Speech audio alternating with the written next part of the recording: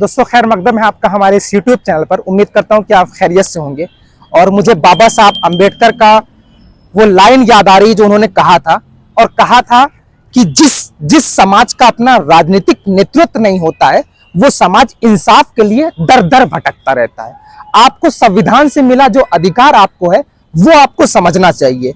बिहार का चुनाव बहुत ज्यादा करीब है और ऑल इंडिया मजलिस-ए इत्तेहादुल मुस्लिमीन तुम्हारी सिपा सालार बनकर के तुम्हारी रहनुमाई करने के लिए आगे कदम बढ़ा चुकी है।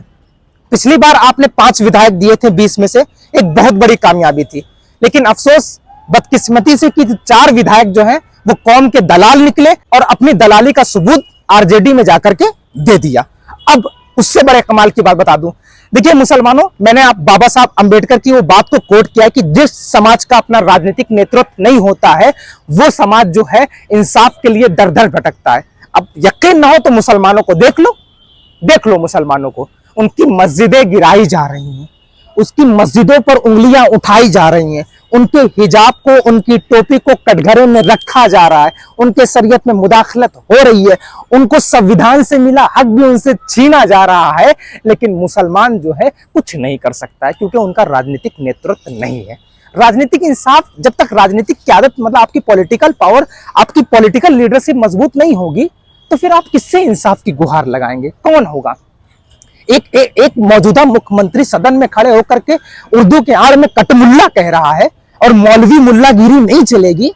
अफसोस कि हमने जिस जमात को तैयार किया आपने उसको मजबूत नहीं किया, लेकिन जिसको मजबूत किया उनके विधायक वहां पर मौजूद थे, मुस्लिम कलमा पढ़ने वाले। कौन? ला इलाहा इल्लल्लाह मोहम्मद रसूलुल्लाह। लेकिन उर्दू की आड़ में मुसलमानों को मुल्ला कटमुल्ला कहा जा रहा था। अफसोस उनकी गैरत नहीं जगी।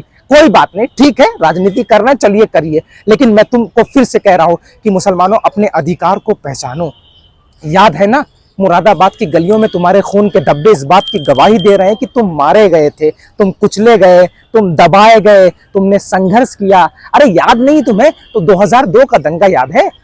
हाँ याद है ना, गुजरात के नरसंहार ने इंसानियत को रुलाया। जखिया की चीखें और गुलबर की लपटों ने तमाम इंसानियत को झकझोर कर दिया था। अब भी तुम्हारी आंख नहीं खुली? ईदगाह के मैदान में तुम्हारे मासूम छोटे छोटे बच्चों को जिस्म को गोलियों से भून दिया गया था। तुम्हारे दर्द और तकलीफ कब तक तुम जो है वो सिर्फ और सिर्फ भाजपा को हराने के लिए भाजपा को हराना है, कब तक इस ठेकों को लेते रहोगे? और ये ठेका लिया तो तुम्हारा फायदा क्या हुआ?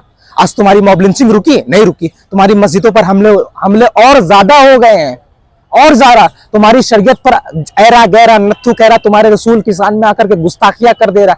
कुछ कर पा रहे हो? नहीं कर पा रहे हो। इसलिए मैं तुमसे बस यही कहता हूं कि वो 50 विधायक से अच्छा है कि आपके 5 विधायक हो। कम से कम आपकी जबान तो बने। आप जो घर पे बैठ करके कैमरे में वीडियो देख रहे हो और गुस्सा आ रहे हो, कमेंट में जो है अपने गुस्से का इजहार कर देते हो, और क्या कर लोगे?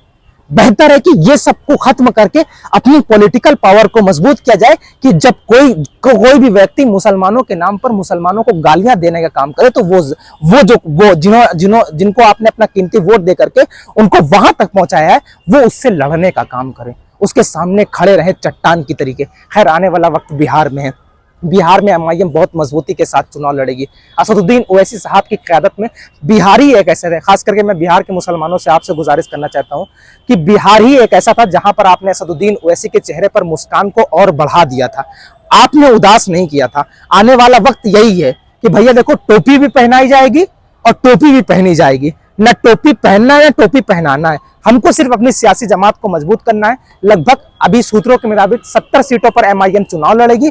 उन सीटों पर आप बेहतर है कि अपने मुस्तकबिल के लिए, अपनी सियासी जमात के लिए, असदुद्दीन ओवैसी के बाजुओं को मजबूत करने के लिए असदुद्दीन ओवैसी की पार्टी को वोट करें और अपनी पॉलिटिकल पावर को मजबूत करें। अगर आप अपना वोट एमआईएम के हक में डालते हैं तो यकीनन आपने अपनी आवाज को बुलंद किया।